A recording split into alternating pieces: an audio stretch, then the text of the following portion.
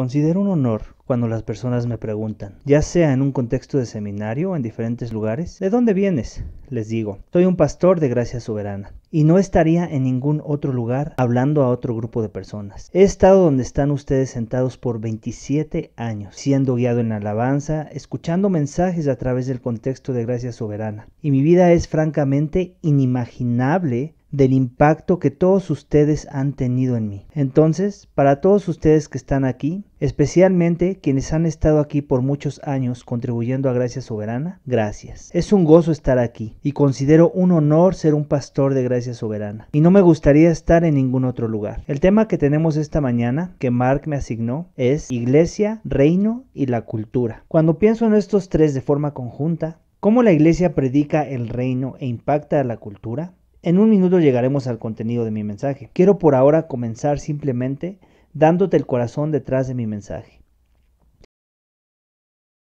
Estoy consciente de que en ciertos círculos evangélicos o en ciertas conferencias, este sería visto como el tema de mayor importancia, o lo que generaría mayor entusiasmo y emoción. Sí, vayamos allá afuera y transformemos la cultura, impactémosla, hagamos la labor del reino y el montón de cosas a las que llamamos labor de reino. Tengamos una conferencia sobre el reino y cómo éste afecta a las artes, etcétera, etcétera. El corazón detrás de mi mensaje es convencerte que las conferencias sobre la vida y el reino y todas esas cosas son secundarias cuando las comparamos con lo que ocurre todos los domingos en tu iglesia.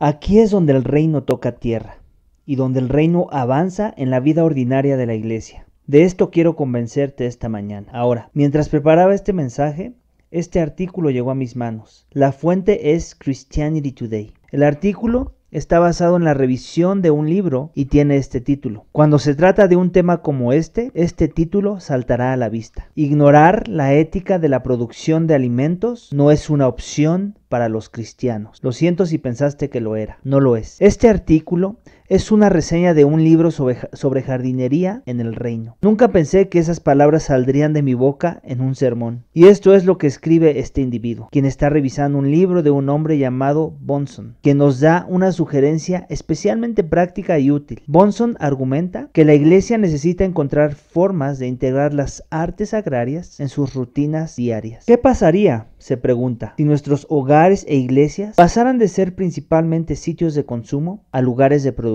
Como el erudito y sacerdote Ivan Illich sugirió, ¿qué pasaría si plantáramos jardines comunitarios apoyados por la iglesia? ¿Tuviéramos parroquias de permacultura y granjas apostólicas que alimentaran a vecindarios enteros? ¿Qué pasaría si los seminarios capacitaran a cada futuro pastor en las artes agrarias, la alfabetización ecológica y la vida poscarbono? ¿Qué pasaría si el césped de la iglesia dejara de ser el vertedero de pesticidas y fertilizantes petroleros y comenzara a cultivar calabacines y tomatillos para el refugio local de personas sin hogar? ¿Qué pasaría si creáramos infraestructuras de santidad donde el reino de Dios, de Shalom, pudiera florecer en la tierra como en el cielo? ¿Qué pasaría? Ahora, estoy muy tentado a burlarme, pero seamos caritativos. ¿Qué intenta hacer este hombre? ¿En qué está tratando de pensar? ¿Realmente queremos ver el reino de Shalom? ¿La paz de Dios en la tierra? Claro, queremos ver el reino establecido en la tierra como en el cielo. Y caritativamente, si analizamos la esencia de esta propuesta, esto es lo que creo que está sucediendo en muchas propuestas de este tipo. Alguien comienza con esta suposición: Dios tiene la intención de renovar todas las cosas, todas las partes de la creación, todo lo que ha sido tocado por la maldición. Dios tiene la intención de renovarlo. La X se dañó en la creación, por lo tanto, la iglesia debe tratar de reparar X. Ahora, ¿queremos ver el reino de Dios expandirse en todos los rincones del mundo? ¿La gloria del Señor llenando toda la tierra como las aguas llenan los mares? Sí. Pero lo que propuestas como estas sugieren, la falla fatal es esta. ¿Cuál es el mecanismo por el cual Dios traerá su reino? ¿Dónde encaja la iglesia en eso? ¿Es por medio del arte agrario y la vida poscarbono?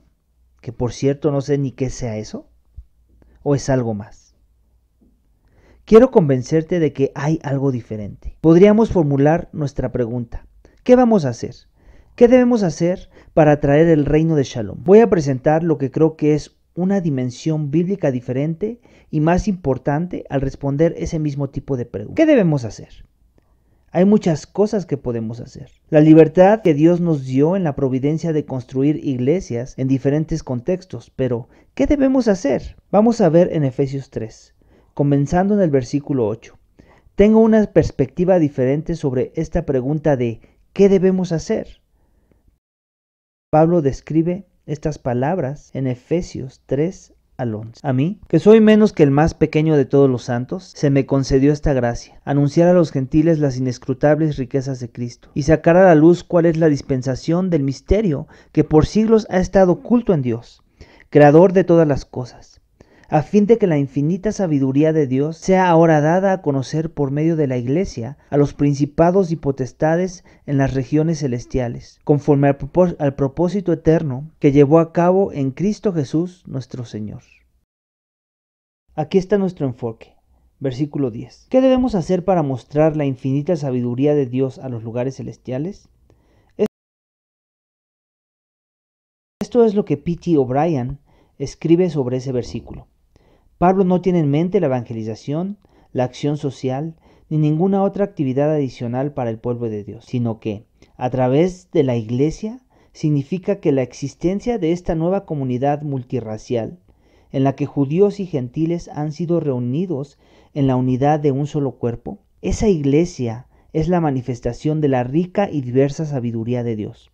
Toma en cuenta la dimensión que se ha añadido a esta pregunta. ¿De qué se trata la iglesia? La iglesia está mostrando la sabiduría múltiple de Dios a los lugares celestiales, a los seres angelicales, tanto a los ángeles como a los demonios que observan a Dios cumplir su propósito a través de Cristo Jesús en la tierra. El escenario es más grande de lo que pensábamos. Dios no está allá afuera para mostrar su sabiduría múltiple, buscando los elogios del New York Times, o del Excelsior o del Universal. No está tratando de hacer que la iglesia se convierta en una tendencia en las redes sociales. Él está mostrando su sabiduría a los lugares celestiales. Y estos se fijan en algo que toma lugar en la tierra, llamado la iglesia. Entonces la pregunta no podría ser más importante. ¿Qué debe hacer la iglesia para no perder esta tarea? ¿Qué debemos hacer al pensar en la cultura que nos rodea? Una cultura rota y fracturada. ¿Qué debemos hacer como pilares que somos para avanzar el reino? Esto es lo que quiero proponer. Creo que las Escrituras nos llamarían a simplemente predicar y esperar. ¿Qué hacemos? Predica la palabra, predica las marcas de la iglesia y espera al Rey. Si hacemos estas cosas, la sabiduría múltiple de Dios se mostrará a los lugares celestiales. Si los manipulamos, cuando se desvían del escenario, saldremos del escenario que Dios ha diseñado para mostrar su sabiduría solo para su gloria, y seremos arrastrados por los vientos de las doctrinas humanas. Así que oremos. Pidámosle al Señor que nos bendiga mientras miramos estas tres cosas que debemos hacer. Señor, en este momento nos detenemos y simplemente pedimos tu bendición. Tú prometes que obras por medio de tu palabra, así que cumple tus promesas, te lo pedimos. Protégenos, Señor, ya sea de la inactividad sin amor, que ignora las cosas dañadas y las vidas rotas que nos rodean. Protégenos de eso. Y también guárdanos, Señor, oramos, de la distracción, de vientos de doctrina humana y esquemas que nos alejan del Evangelio y de construir iglesias que muestren tu sabiduría múltiple. Pedimos estas cosas en el nombre de Jesús. Amén. ¿Qué debemos hacer? Lo primero, predica la palabra. Tú estás bien educado en esto, pero recordémoslo en el contexto de pensar en la iglesia, el reino y la cultura. ¿Cómo abordamos a todas estas voces que llaman nuestra atención y que nos dicen que debemos hacer X, Y y Z, incluyendo los tomatillos de nuestro artículo? Enfoquémonos, pensemos en lo que Dios nos ha llamado a hacer. Predica la palabra. ¿Te das cuenta de lo que dice Pablo incluso en nuestro pasaje? ¿Cuál es su papel? el proclamar las riquezas de Cristo. Llega al capítulo 4. ¿Cuál es nuestro papel? Somos pastores y maestros. Cuando llega a un pastor en particular, a Timoteo le dice, ¿qué debes hacer? Predica la palabra, Timoteo. ¿Por qué? Bueno, la palabra es poderosa. No es algo nuevo para ti, pero piénsalo en este contexto. Para que Dios diga que su palabra es poderosa, nos está diciendo, es lo que necesitas. No es como si hubiera creado un plan, un sistema masivo y luego dijera, no sé cómo funcionará todo esto, descúbrelo por tu cuenta. No, nos ha dado el poder que ejecuta todo lo que Dios tiene la intención de hacer a través de Cristo, y es la palabra. Si piensas en todos los testimonios que hemos escuchado en esta conferencia sobre el avance del evangelio en diferentes lugares del mundo, ¿cuál es el motor que impulsa todos estos engranes, todos estos planes alrededor del mundo? Es la palabra es poderosa. Es el poder de Dios. Es lo que necesitamos y es suficiente. Lo que significa que es todo lo que necesitamos. Si es poderosa, y casi no hace falta mencionarlo, si Dios dice, esto cumplirá mi propósito, entonces no necesitamos agregarle nada más. No es necesario que seas un experto en leer la cultura, pero debes ser un especialista en leer tu Biblia. La palabra es poderosa, es suficiente, es lo que necesitamos y es todo lo que necesitamos. Es poderosa, es suficiente y, ¿sabes? Es redentora. Ahora, quiero decir con eso, esto es importante en este contexto. La palabra es dada por Dios para los propósitos de Dios. Se da para redimir al pueblo de Dios para la gloria de Dios. Es la palabra de Dios para la obra de Dios, no nuestro poder para nuestros propios propósitos. Para poner el lenguaje agustiniano en esto, la palabra construye la ciudad de Dios y no debe ser torcida para construir la ciudad del hombre. Ahora, he aquí por qué digo esto en este contexto. Tú sabes que el mundo está caído. Hay muchos esquemas de lo que se debe hacer para arreglar el mundo. La Escritura no te dirá cómo resolver la crisis de inseguridad del país o cómo llevar a cabo la cuarta transformación. No estoy limitando las Escrituras al decir esto, las estoy exaltando para un propósito que no es meramente humano. No será usada para lograr los planes de las naciones, como veremos en un momento. Es la palabra poderosa y suficiente de Dios para redimir a su pueblo, y no puede ser manipulada como una esfera mágica para lograr todo lo que desearíamos hacer aquí en la tierra. Esto nos lleva a un punto crucial que nos pone a pensar. Esta palabra poderosa, redentora y suficiente, ¿cómo se relaciona con la cultura y cómo trae el reino? Y soy consciente en este punto, especialmente si estás familiarizado con algunas de las posturas en el mundo evangélico sobre esto. Es posible que tengas una pregunta en este momento. Tal vez incluso se levantó una bandera roja por ahí. Espera un minuto. Eso suena fundamentalista, radical, supresivo. Suena como retirarse de la cultura. ¿No es eso lo que hicieron los evangélicos una generación anterior, de la que ahora necesitamos alejarnos? ¿Estás hablando solo de salvar almas y cualquier otra cosa es perder nuestro tiempo? ¿No necesitamos una visión robusta neocalvinista para ganar a la cultura? Pues sí y no. La palabra de Dios se nos da para lograr los propósitos de Dios, no nuestros propósitos. Déjame pensar en esto junto contigo, especialmente cuando hablamos de impactar a la cultura.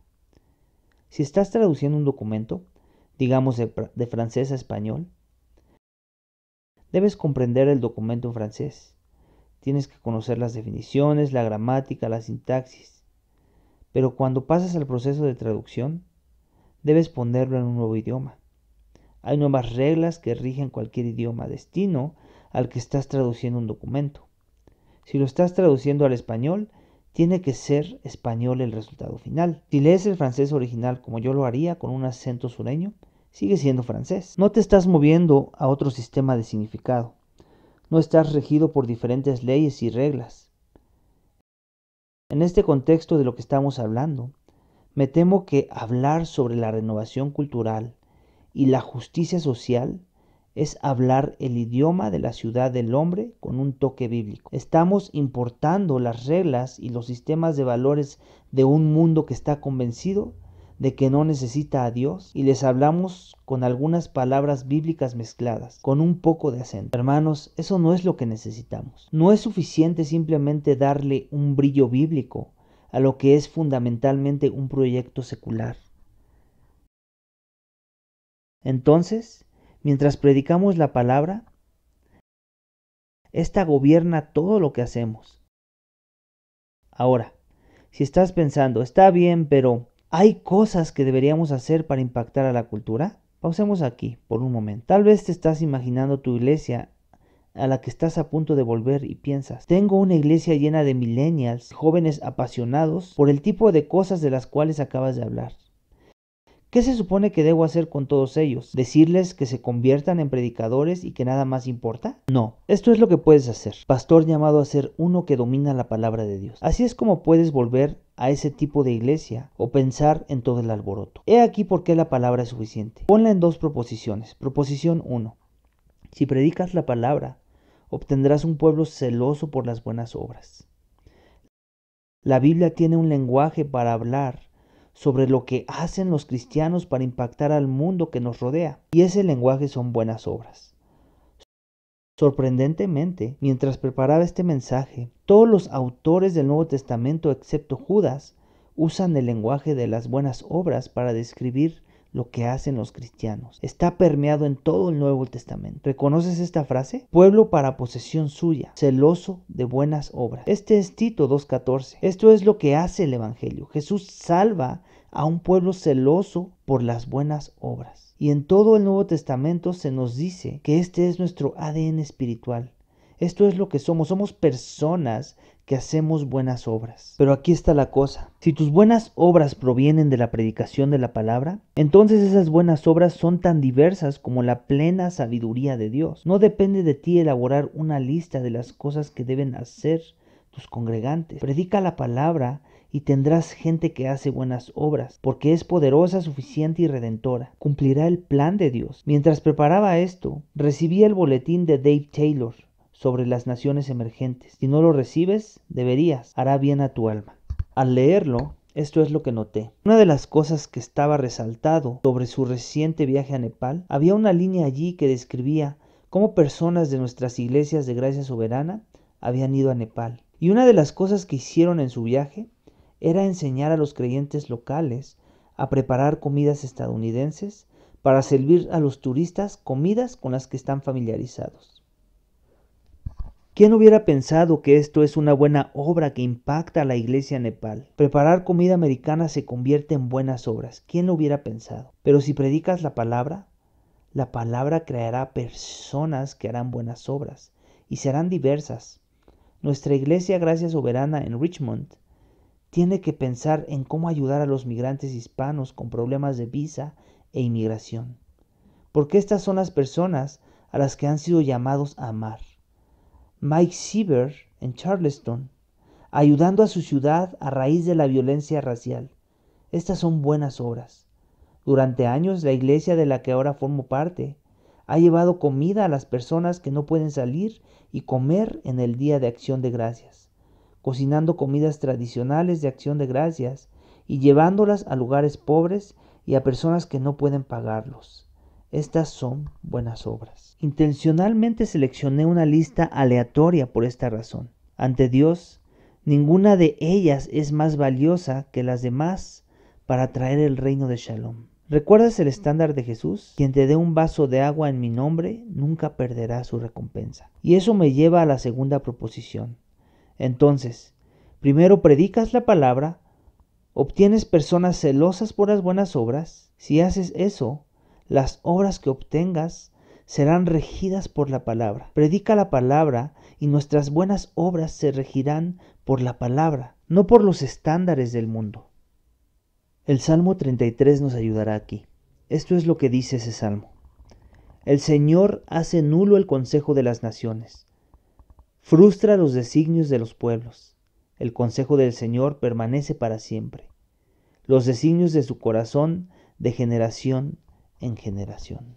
Así es como te ayudará esto en nuestro contexto. Dios mira todos los esquemas mundanos para arreglar el mundo y dice: los frustraré, los detendré. No lograrán eso. Y el peligro en este tipo de contexto en el que nos encontramos es que los planes de las naciones se conviertan en la prioridad de la iglesia, por medio del vehículo de impactar a la cultura. Dios no nos da su palabra para ayudarnos en la construcción de una torre de Babel o para la formación de becerros de oro. Su palabra cumplirá sus propósitos, pero no será traída a nuestras escenas.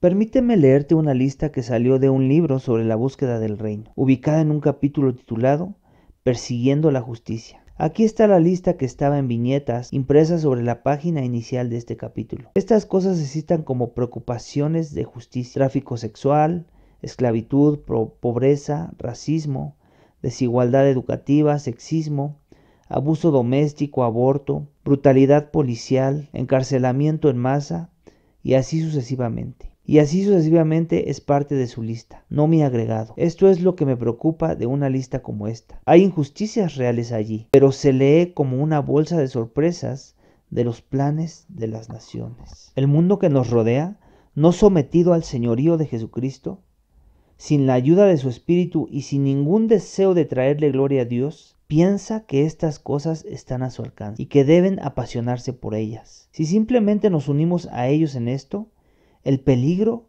es que asumiremos que estamos construyendo la ciudad de Dios y de hecho estaremos trabajando en la ciudad del hombre. Esto no puede ser. Ahora, en esa lista hay muchas cosas que son injusticias reales. No deben ser ignoradas. No estoy diciendo que son preocupaciones menores.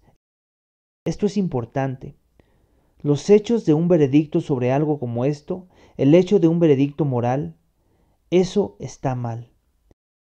Y las razones por las que llegamos a ese veredicto son igualmente importantes. Déjame darte ejemplos, solo sacándolos de esta lista. Sexismo, lo que defino como la denigración y sobajamiento de las mujeres. Hecho, esto está mal.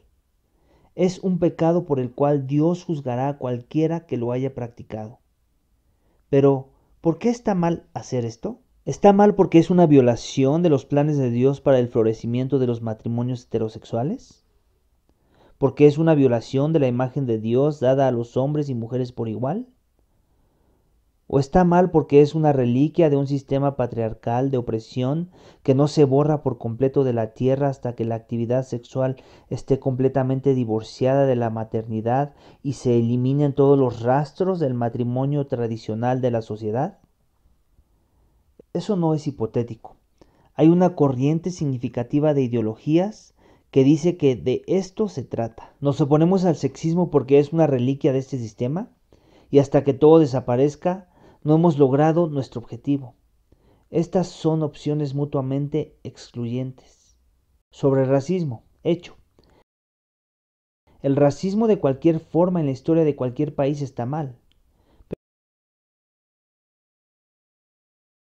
Pero está mal ¿por qué, por ejemplo?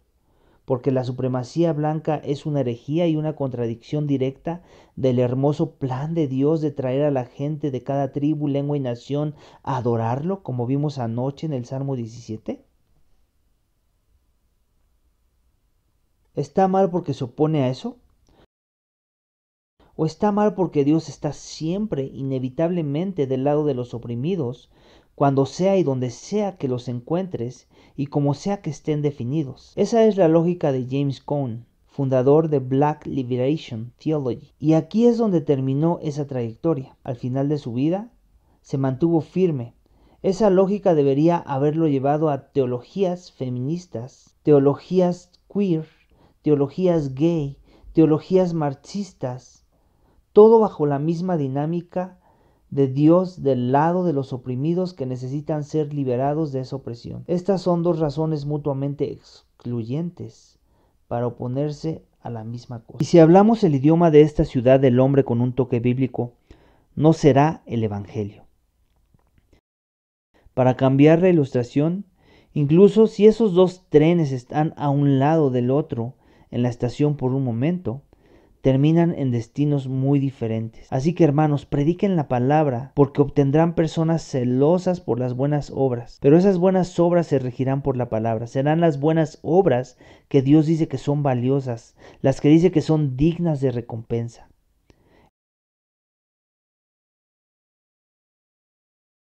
Eso es lo más importante. Esa es la audiencia para la que estamos proclamando, que Dios dirá, esto es importante. Así que aquí está mi sugerencia antes de pasar al segundo punto. Y este primero ha tomado la mayor parte de mi tiempo, así es que hemos pasado por la parte más larga. Si estás pensando sobre este tema, la justicia social, impactar a la cultura, todas esas cosas, esto es lo que simplemente sugeriría. Estudia el tema del Nuevo Testamento sobre las buenas obras. Estudia lo que valora el Nuevo Testamento y por qué lo valora. Aquí hay al menos una cosa que encontrarás. Y esto me afecta profundamente cada vez que lo veo.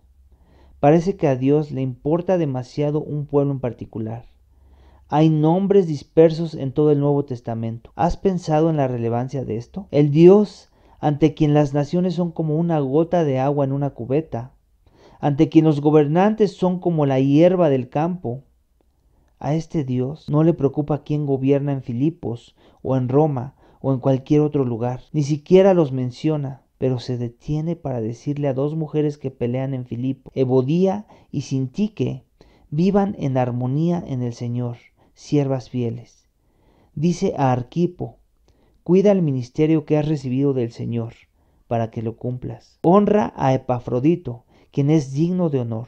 Dios se fija en nombres. Su atención no es atraída por las cosas que el mundo piensa que son grandiosas, sino por las personas que ha salvado. Así que estudia el tema de las buenas obras. ¿A qué da valor las Escrituras? ¿Y por qué? Porque el mundo no notará ni recordará por mucho tiempo la mayoría de las cosas que Dios encuentra eternamente significativas. Te perderás de lo que Dios está haciendo si estás esperando a que las cosas se vean con el resplandor brillante de la ciudad de los hombres. Estudia este tema y luego ten esto en mente como principio general. Cuando mayor sea el énfasis que quiera dar el mundo, más cauteloso debes ser. Si suena como una utopía, probablemente lo es.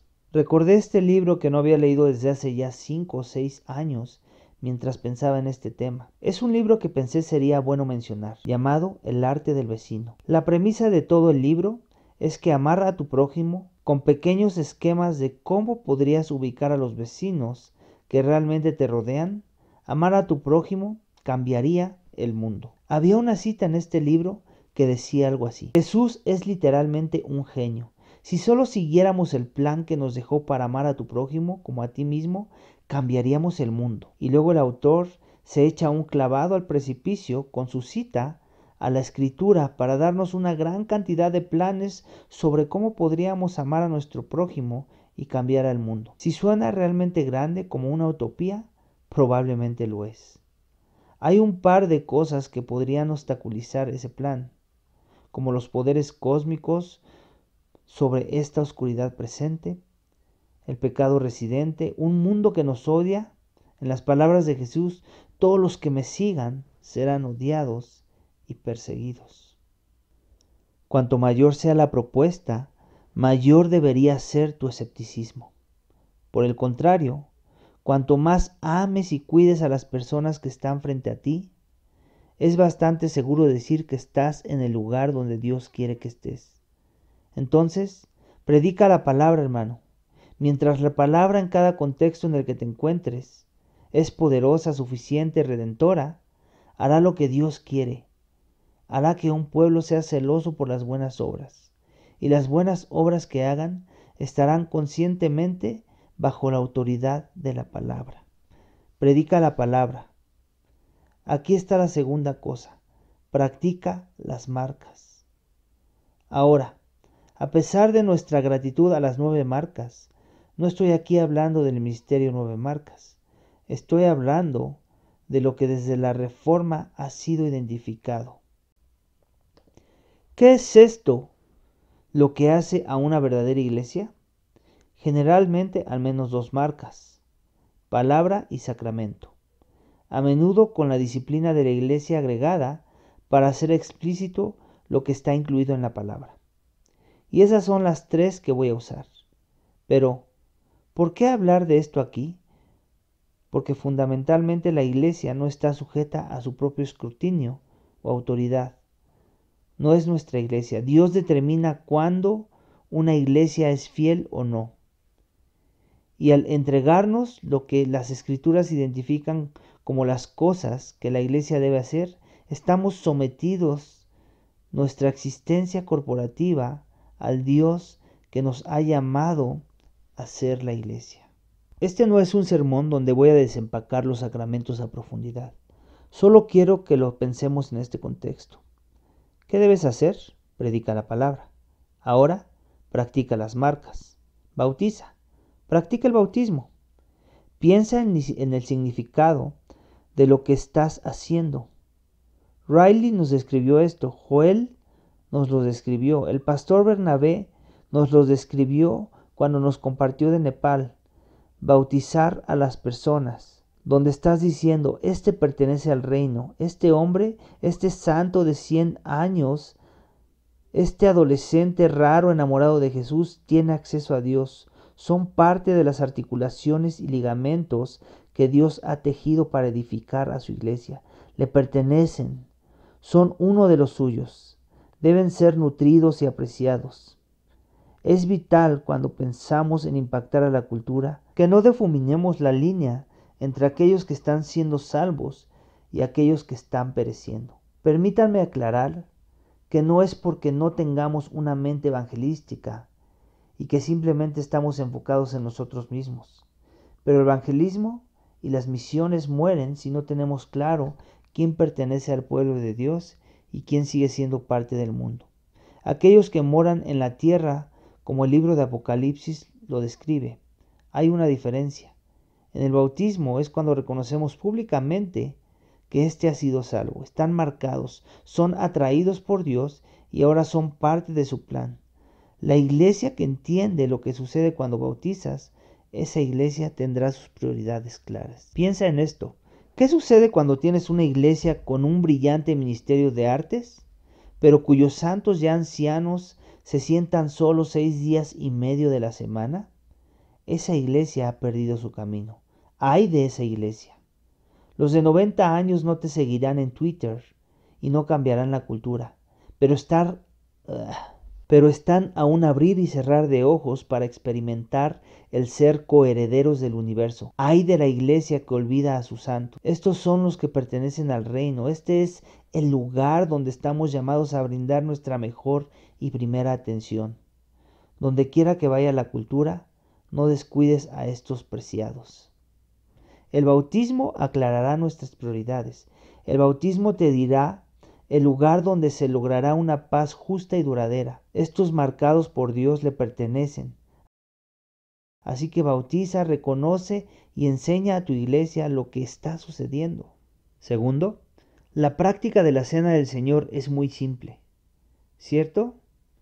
Pensar en lo que estamos diciendo en el contexto de todo lo quebrantado del mundo cada vez que tomamos juntos la Cena del Señor. ¿Qué es lo que hizo que el mundo se dañara y requiriera una renovación?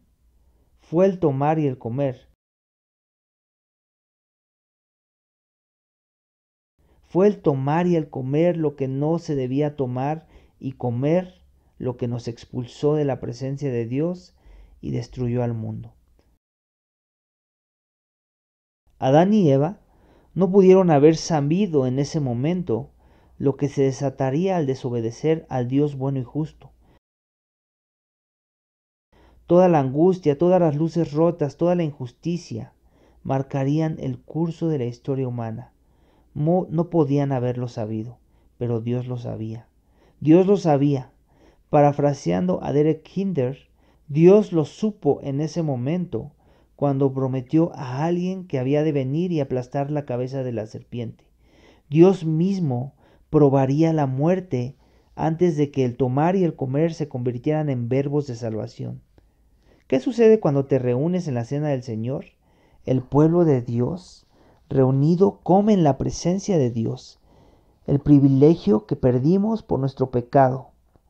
¿Cómo sabes que el mundo se restaurará? Mira, semana a semana. Dios está arreglando lo que el hombre ha dañado. Blancos y negros, judíos y gentiles, ricos y pobres, se reúnen y entran a la presencia de Dios. El mundo no sabe lo que pasa los domingos. Ese no es el día en que los planes de las naciones avanzan, pero ante los ojos de Dios estamos más cerca de comer que en cualquier momento cuando nos reunimos semana a semana y entramos en la presencia del Señor y tomamos y comemos. Si tomas la cena del Señor semanalmente o mensualmente, ese no es mi punto. Estás creando un ritmo que es diferente a los ritmos del mundo. Piensa en lo que decimos virtualmente cada vez que tomamos la cena del Señor, porque cada vez que comieres de esta, proclamas la muerte del Señor hasta que regrese. Cada cultura tiene sus ritmos. Si los trazas a través del arco de nuestras expectativas, te muestran lo que estamos esperando. Cada vez que te reúnes y tomas la cena del Señor, estás proclamando que todavía estamos esperando a un rey. Todavía estamos esperando a un rey que arregle todo esto. Por ahora es solo una copita y un pan. Todavía no es una fiesta, pero se acerca el día en que en ese monte donde el Señor acabará con la muerte para siempre, cuando dará una fiesta para su pueblo y todo lo que esté dañado se restaurará. Cuando te reúnes semana a semana, estás anticipando ese momento. Estás experimentando la renovación de todas las cosas manifestadas en la tierra cuando te reúnes los domingos. Entonces, enséñale a tu iglesia mientras toman juntos la cena del Señor. Regresemos a la presencia del Señor. Los privilegios que perdimos por medio de Cristo han sido restaurados. Bautiza, enséñale a tu gente lo que sucede mientras toma la cena del Señor y practica la disciplina del Señor. Debemos hacer estas cosas. ¿Por qué en este contexto hablaríamos de la disciplina del Señor? No voy a ir a la metodología o al texto. Están bien familiarizados sobre cómo funciona esto. Pero, ¿por qué, dado que acabamos de hablar sobre la cena del Señor, llevarías a la disciplina de la iglesia hasta la excomunión fuera de la presencia del Señor? Es porque con lágrimas en los ojos, con temblor para no caer en el pecado, hay momentos en que debemos decir, esa conducta es impropia del reino de Dios. Es un acto de justicia que dice, eso no puede coexistir en el gobierno de Cristo.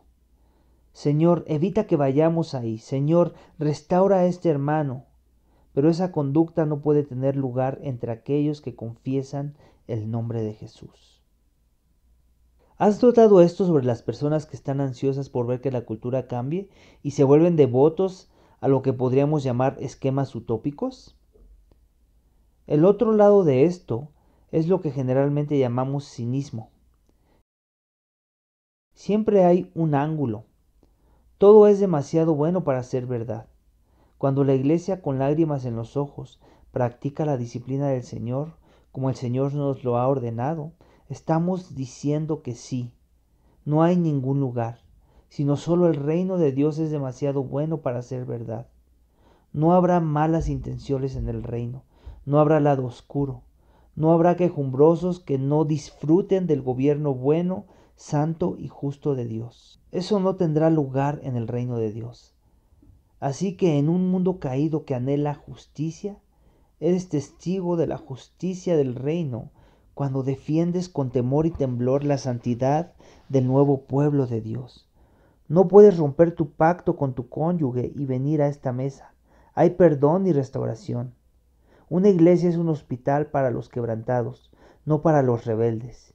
Y así, mientras practicas estas marcas, eres una embajada del reino en la tierra, estableciendo los límites de la conducta que pertenecen al reino y la que no, participando de los privilegios del reino al entrar en la presencia de Dios y al predicar el Evangelio y el bautismo, diciendo que éste ahora le pertenece.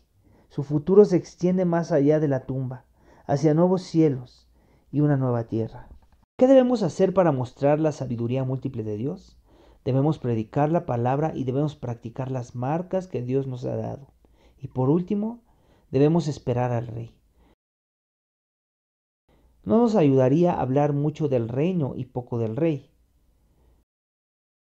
¿Por qué es un reino glorioso? Porque tiene un rey glorioso. Pero ¿sabes qué? Cuando las escrituras usan el lenguaje de reino, siempre hay un arco en ese lenguaje. Hay una trayectoria y por ahora siempre es una trayectoria que incluye esperar.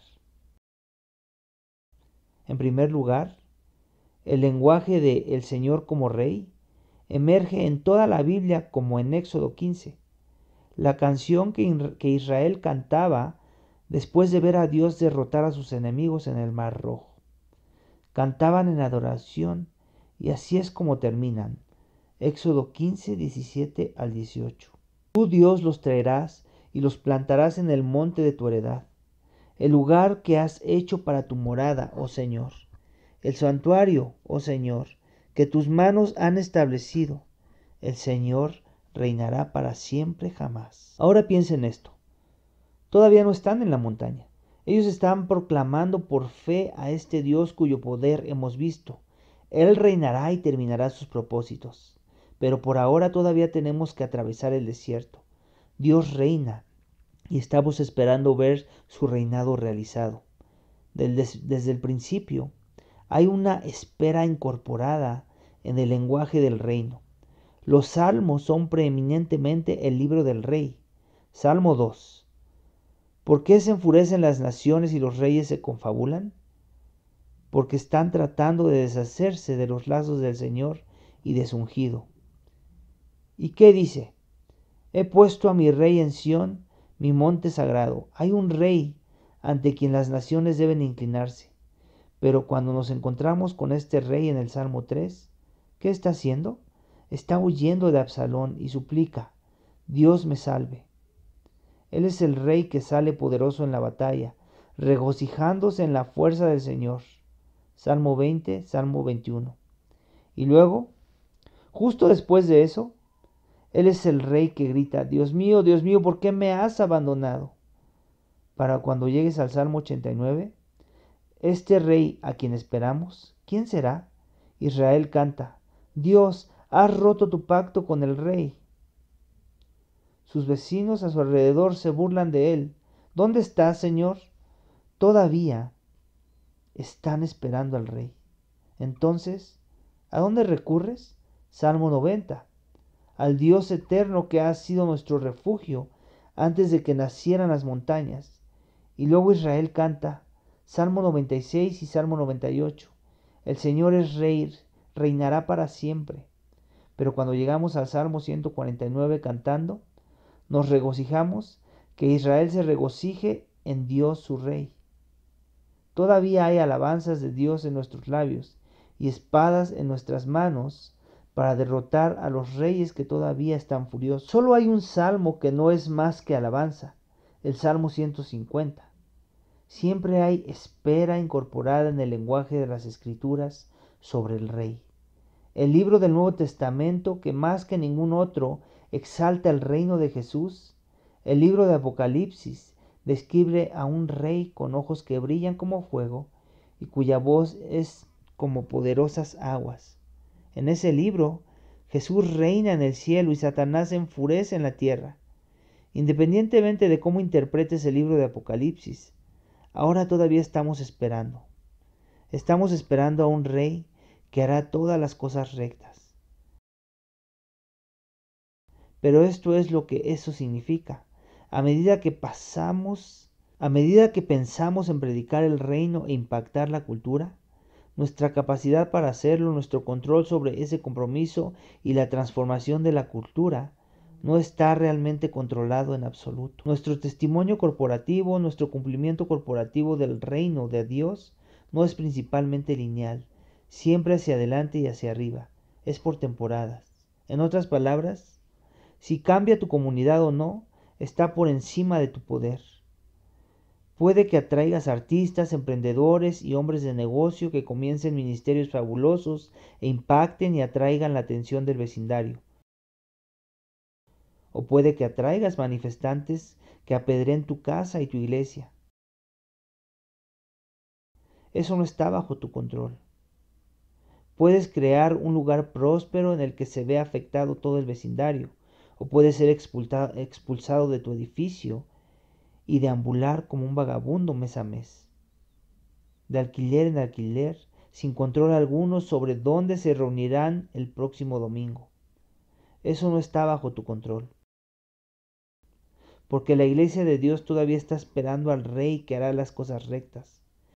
Pero si eres ese tipo de iglesia, entonces eres el tipo de iglesia a la que Jesús se dirige en esas cartas, en el libro de Apocalipsis. Si lees esas cartas, los capítulos 1, 2 y 3, ¿no te da la impresión de que las iglesias que llamarían más la atención en el protestantismo de nuestros días son las iglesias que Jesús dice, tengo esto en tu contra?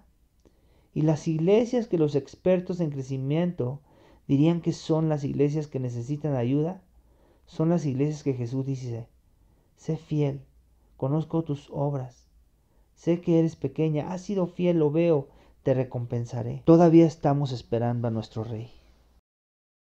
Mientras el mundo que nos rodea está tramando, planeando y pensando cómo arreglar el mundo caído, ya sea diciendo, ¿por qué está tan desordenado? Y acusando a Dios y proclamando, hagamos un gran nombre para nosotros y arreglemos esto. La iglesia es la comunidad que grita, ¿cuánto tiempo, oh Señor, cuánto tiempo? Es un grito mucho más profundo que ¿por qué? O hagamos un gran nombre, porque le dice al mundo que nos rodea que sabemos quién puede solucionarlo, sabemos quién tiene el poder de hacer las cosas bien y todavía lo estamos esperando. Pero por ahora puedes convertirte en uno de los ciudadanos de este Rey. Esto es lo que el mundo necesita. No necesita la iglesia de Dios para construir la ciudad del hombre. Necesita que la iglesia de Dios sea la iglesia de Dios, una iglesia que se basa en la predicación de la palabra, la iglesia que conoce su identidad y practica lo que Dios ha marcado como las marcas genuinas de una iglesia verdadera. Y una iglesia que sabe en el fondo que todavía estamos esperando. Pero nuestro Señor gobierna, y un día los reinos de esta tierra se convertirán en los reinos de nuestro Dios y de su Cristo. Ven, Señor Jesús. Oremos. Señor, gracias porque estamos esperando a un Rey bueno y glorioso. No estamos esperando a uno que necesita nuestro consejo o ayuda para poseer los reinos de este mundo, sino que estamos esperando a un Rey que milagrosamente nos llama a su rebaño y nos da tareas muy simples, que nos dice, haz esto mientras regreso o hasta que te traiga a casa. Ayúdanos a que hagamos esto fielmente, oramos, Señor Jesús. Edifique iglesias donde ya sea que impactemos la cultura notablemente o seamos perseguidos por la cultura. Ayúdanos a edificar iglesias que sean fieles a la palabra, que hacen buenas obras que te complacen y llaman tu atención, y que cuidan de tus santos. Hasta aquel día cuando te veamos cara a cara. Es en tu nombre que oramos, Jesús. Amén.